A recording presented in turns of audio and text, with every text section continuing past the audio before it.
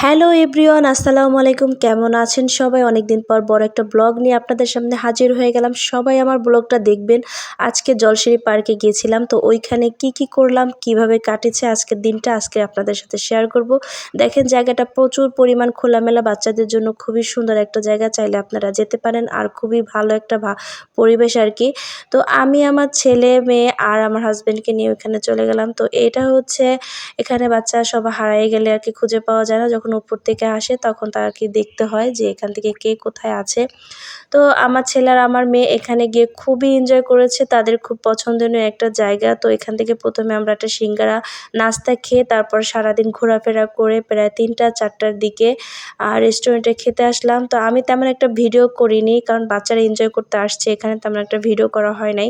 আর আমার মেয়ে একদমই ভিডিও ছবি তুলতে পছন্দ করে না। তো আমি প্রায় 1টার দিকে গেছি, তারপর 3টা-4টার দিকে খেতে চলে আসছি রেস্টুরেন্টে। আর এখানে দেখলাম একটাই রেস্টুরেন্ট, আর রেস্টুরেন্টটা খুবই বড় ছিল। আর এখানে খাবারগুলো অনেক অনেক এক্সপেন্সিভ, মানে আপনি যেটাই নেবেন না কেন ভালোই দাম দিয়ে খেতে হবে আপনাকে।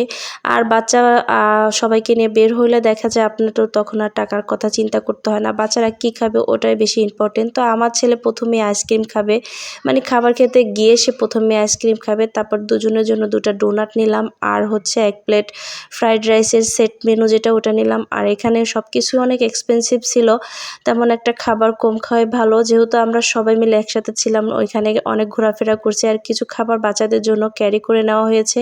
তো আমার মেয়ে একটা লেমন জুস নিয়েছে, আর এই জুসটা ও সবসময়ের জন্য বহন করেছে। আর এই লেমন জুসটা এত পরিমাণ ভারী ছিল যে মানে আমরা কিছুক্ষণ পর পর পানি অ্যাড করে তারপরে এই জুসটা আমার মেয়ে খেয়েছে। আজকের দিনটা খুব ভালো কেটেছে। সন্ধ্যার দিকে ভাবলাম 300 ফিট আসছি আর শাকিলার হাঁসের মাংস খাবো না, তা কি করে হয়। শাকিলার বিখ্যাত ভাইরাল হাঁসের মাংস খেতে আসলাম না যুদ্ধ করতে আসলাম বুঝতে পারলাম না।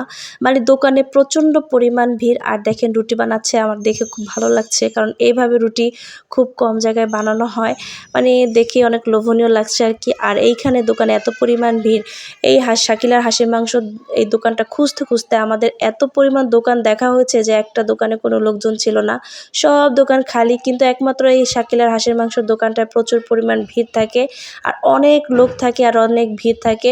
মানে খাবার তারা বানাতে আছে আর সবাইকে সার্ভ করতেছে, সবাই নিচ্ছে আর খুব মজা করে খাচ্ছে। তা আমার কাছে মনে হলো যে আসলে শাকিলার হাঁসের মাংস সত্যি অনেক মজার ছিল। তো আমিও ওর কিছুটা ভিডিও করে নিলাম। আর দেখতে দেখেন লোভনীয় লাগছে, কিন্তু হাঁসের মাংসগুলো আসলে কিন্তু লোভনীয় ছিল, একটু বেশি ঝাল ছিল। আর ঝাল আমার একটু বেশি পছন্দ, মেয়েরা একটু ঝাল বেশি পছন্দ করে। আর এটা দেখতে যেমন লোভনীয় ছিল, খেতে কিন্তু অনেক ভালোই ছিল। আসলে তেমন একটা বলা যাবে না যেটা খারাপ। আর সবাই প্রচণ্ড ভিড় করে খাচ্ছে, আমরা তো জায়গা পেতেই ছিলাম না, তারপর অনেক কষ্ট করে তারপর জায়গা পেলাম। অনেকক্ষণ মোটামুটি 5-10 মিনিট দাঁড়িয়ে থাকা লাগছে আর কি। তারপরে এই লাল যে হলুদ দেখলেন, হলুদ যে চলড়া পিঠা, এটাও খুব ভালোই ছিল। তো হাঁসের মাংসের সাথে আমার এই পিঠাটা খেতে কিন্তু খুব ভালোই লাগছে, আর আমি খুব পছন্দ করেছি। বিশেষ করে এই ঝাল ঝাল হাঁসের মাংস রসুন দিয়ে রান্না করা আমার খুবই পছন্দ। আমি এটা মাঝে মধ্যে বাসায় রান্না করে খাই। আর যখন আমি ওখানে গিয়ে খেলাম তখন আরও বেশি ভালো লাগছে।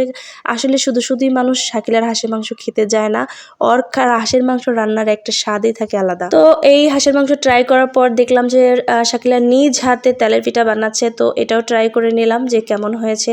পরে দেখলি যে না, এটাও অনেক মজার ছিল। আমি এই হাঁসের মাংসর সাথে এই পিঠাটাও ট্রাই করে ফেলেছি। তা আমার হাজব্যান্ডের সাথে বললাম যে চলো আসো একটা চিয়ার্স দেই 7 আপ দিয়ে। যাই হোক, আমরা লাস্টে একটা চিয়ার্স দিয়ে আমরা খাবার সমাপ্তি করে বের হয়ে গেলাম। তো ওই শাকিলার হাঁসের মাংসের দোকানের পাশে দেখলাম এক ভাই এরকম চা বানাচ্ছে, আর খুবই মজার চা আর কি। দই চা আর মালাই চা, বিভিন্ন ধরনের চা বিক্রি করে। তো আমি একটা মালাই চা নিয়ে গেলাম, 80 টাকা করে নিল। আর এটা মাখানোর পরে দেখলাম যে কেমন যেন দুধটা কেমন হয়ে গেছে, খেতে তেমন একটা মজার ছিল না, যেমন মানে দাম তেমন একটা ভালো লাগেনি। তো ওই সেন্টার পার্ক জলশিরি যেখানে গিয়েছিলাম ওইখানে বসেই কয়েকটা ভিডিও করে নিয়েছিলাম। তো ভিডিওটা দেখেন খুবই ভালো লাগছে, আর এই জায়গাটা এত পরিমাণ সুন্দর ছিল, আপনারা চাইলে বাচ্চাদেরকে নিয়ে এখানে ঘুরতে যেতে পারেন। আর আমার ব্লগটা দেখার জন্য সবাইকে অনেক অনেক ধন্যবাদ। ব্লগটা অনেক বড় হয়ে গেছে, সবাইকে ধন্যবাদ দেখার জন্য। দেখাবে পরবর্তী ব্লগে। এখন আমি ব্লগটা শেষ করে দেব। আল্লাহ হাফেজ, ভালো থাকবেন সবাই, সবার জন্য শুভকামনা রইল।